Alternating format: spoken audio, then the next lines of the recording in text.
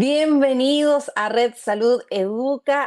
Se acerca el día viernes 18 de marzo, día en que se celebra el Día Mundial del Sueño. Y qué importante es aquello, ¿no es cierto? Sobre todo para nuestro descanso y todo lo que tiene relación con la higiene del sueño. ¿Sabían ustedes que el 40% de los chilenos ronca?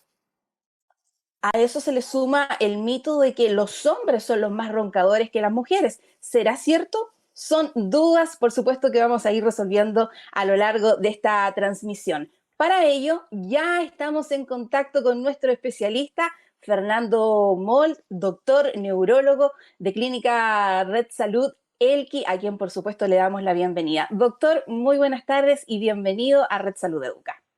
Bueno, buenas tardes, muchas gracias por la invitación y efectivamente muy contento de estar acá para poder dar nuestro granito de arena, ¿no es cierto?, a una problemática que tal como usted decía es muy frecuente, yo diría que invisibilizada, pero también la gente sabe que esto ocurre y está ocurriendo. Y además, tal como decía usted, las cifras, tenemos pocas cifras en Chile, pero las cifras que tenemos son bastante alarmantes en cuanto a esta patología que, vuelvo a insistir, es bien desconocida. Claro, vamos a abordar ese tema y otro dato, por ejemplo, muy interesante. En un estudio que fue publicado por Journal of Clinical Sleep Medicine del año 2017, nos sitúa a los chilenos como el país más roncador, con un 66,4%. ¿Somos los chilenos los que roncamos, parece, en el continente, doctor?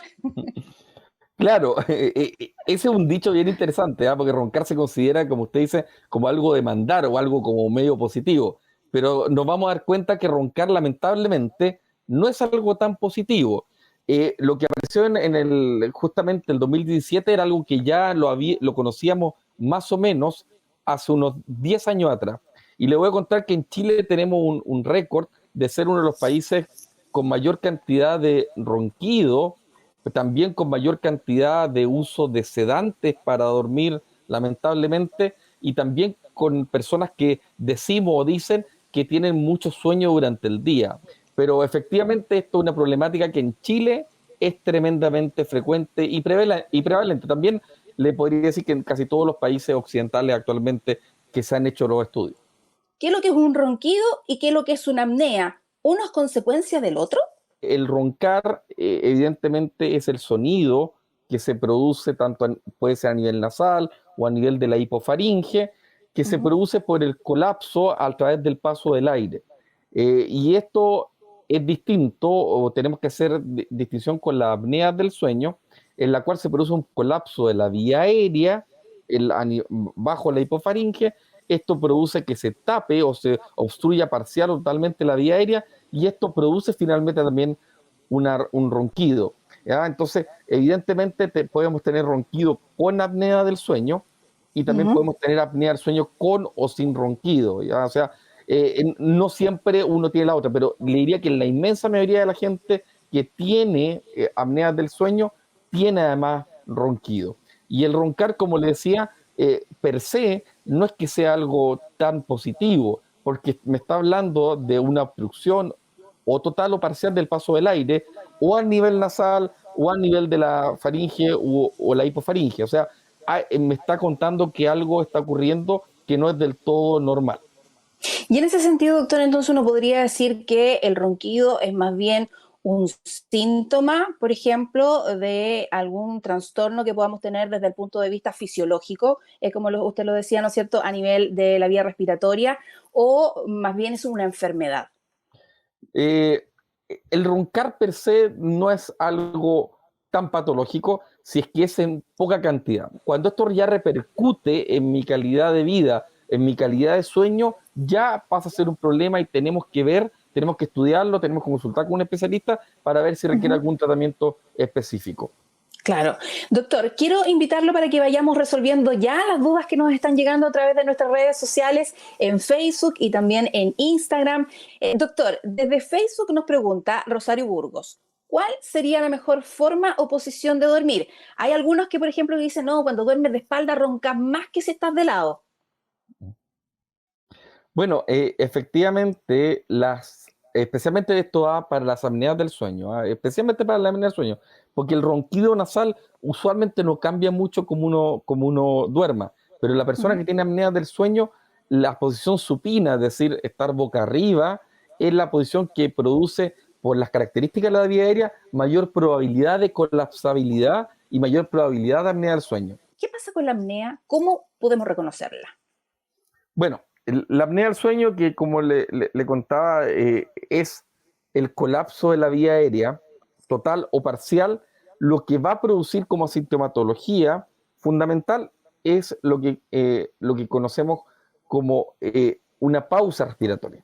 La pausa respiratoria la puede percibir el paciente porque se despierta durante la pausa, o fundamentalmente compañero o compañera de cama, o quizás algún compañero de la misma casa, que puede ver que la persona estos típicos nos dicen, se está quedando en el sueño, la persona queda suspendida en el sueño, que finalmente termina con un ronquido. En general, este ronquido y la pausa no despierta al paciente, pero sí despierta al cerebro. Ya, doctor, nos están llegando un sinnúmero de preguntas que vamos a ir contestándolas. Elías Alejandro Gutiérrez comenta en Facebook que él cuando chico, a los 6 años, lo operaron de adenoides. Y él dice, creo que ahora me volvió a salir. ¿Será por eso que ronco? Vamos a contarle a Lía que efectivamente en los niños, en los adolescentes, en general el ronquido tiene que ver mucho con patología rinosinusal, pero en adultos, en general, no es por estas causas, sino que se puede producir por este colapso de la vía aérea, que tiene un montón de factores de riesgo. Dentro de ellos, por ejemplo, la infiltración grasa en la vía aérea, los mismos materiales de los que está hecho, tener una vía aérea muy estrecha, etcétera. Por lo tanto, para comentarle a Elías, en general, si él ya está en la edad adulta, hay que volver a verlo, porque no necesariamente lo que me pasó como ronquido cuando niño es la causa de mi ronquido ahora en adulto. Claudio Guerra Reyes pregunta, doctor Moll, ¿existe evidencia de que los ronquidos sean hereditarios o eso es un mito? Mm. Hay cosas que a veces no podemos decir en un 100%, ¿ah? Pero evidentemente yo le contaba que el ronquido y la apnea del sueño, eh, hay algo que está pasando en la vía aérea, ¿no? Se está tapando alguna parte, ocluyendo parcial o totalmente. Y eso habla de que las características de la vía aérea pudieran ser más o menos colapsables, ¿ya? Esto es como cuando estamos regando el jardín y nos pisan la manguera, ¿no es cierto? Y deja llegar el agua. Bueno, eso mismo pasa con el aire.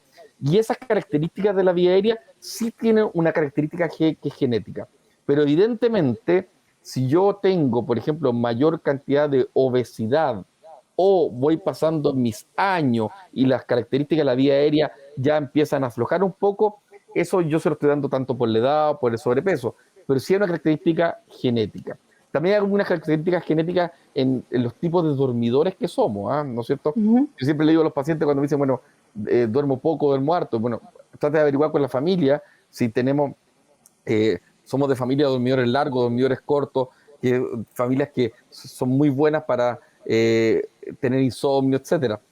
Hay factores que son genéticos, pero hay factores que son muchos de hábitos y también de las características, ¿no es cierto?, corporales que uno tiene. Claro, claro, y que tienen también relación con el ámbito social. Doctor, aprovechando esto de mito o realidad, ¿quiénes roncan más, los hombres o las mujeres?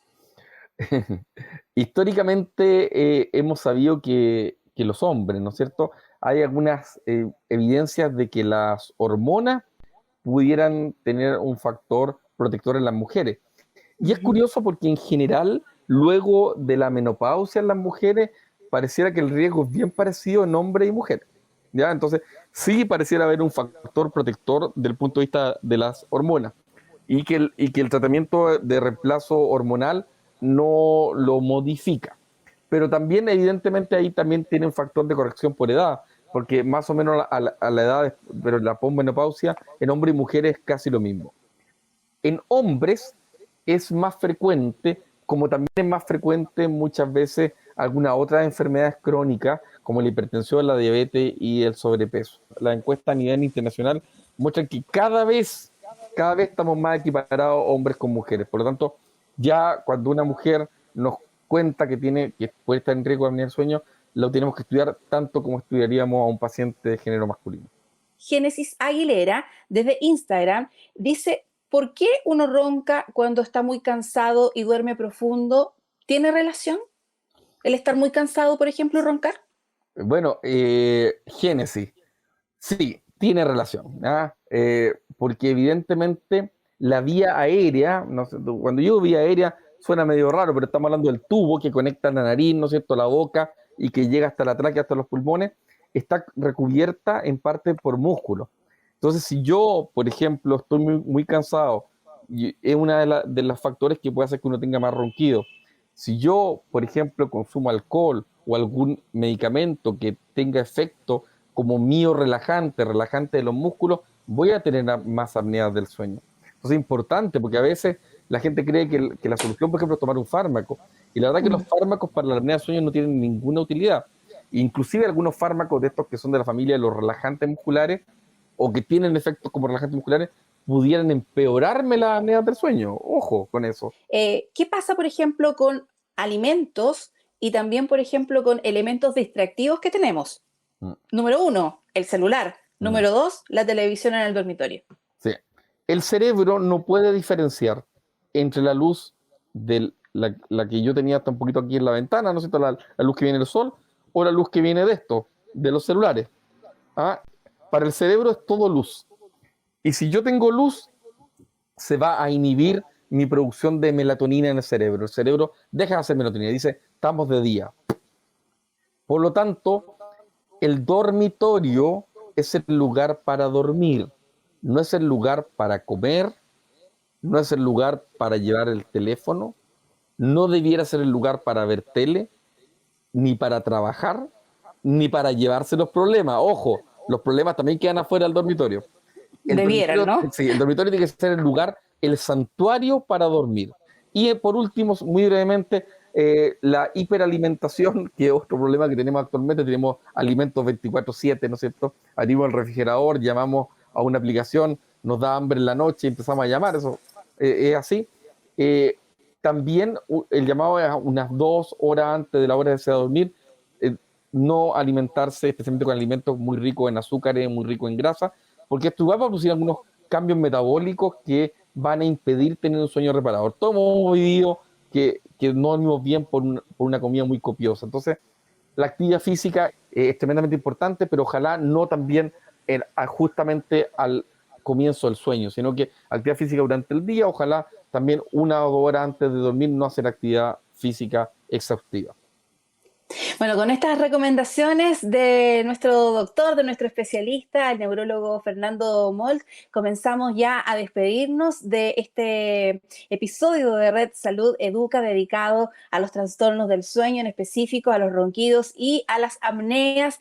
Recordándoles además que en Clínica Red Salud tenemos especialistas en trastornos del sueño, precisamente con exámenes de diagnóstico, así también como el tratamiento. Doctor, quiero agradecerle muchísimo esta participación en Red Salud Educa, muy entretenido, nos deja un gran aprendizaje y también grandes consejos que tienen que ver con nuestra higiene del sueño, con el poder descansar bien y ojalá que todos podamos tomar algunas de esas recomendaciones para poder tener una mejor calidad también del sueño. Bueno, muchas gracias por la invitación, muchas gracias por la participación. Sé que hay harta gente que está conectada, siempre hay preguntas que quedan en el tintero, ¿no es cierto? Nos gustaría poder responderlas todas, pero como decía usted, a lo largo de Chile, yo me ha tocado afortunadamente trabajar en distintas partes de Chile. Yo soy neurólogo de Red Salud Elqui, pero también he vivido en Valdivia, en Santiago, y tenemos a lo largo y ancho de nuestro país en las clínicas Red Salud médicos que tienen la expertise en el área de medicina del sueño, como si usted tenemos para hacer los exámenes. Por lo tanto, el llamado es a concurrir cuando esto ya está produciendo un problema y darle el valor que tiene, darle el valor que tiene, no solo allá los trastornos del sueño. Y una gran saludo a todos los que están hoy día conectados y a celebrarnos, entonces, durmiendo bien en este mes del sueño, y ojalá tengamos un sueño mejor, que se nos echó a perder un poquito durante la pandemia, eso lo tuvimos que estudiar y ahora Exacto. se nos está, esperemos, mejorando durante este año. Doctor Fernando Molt, neurólogo de Clínica Red Salud Elqui, hoy en conversación con nosotros en Red Salud Educa. Muchísimas gracias, doctor. Hasta una próxima oportunidad. Y a todos ustedes que participaron, se conectaron a través de Facebook y también Instagram, nos vemos pronto.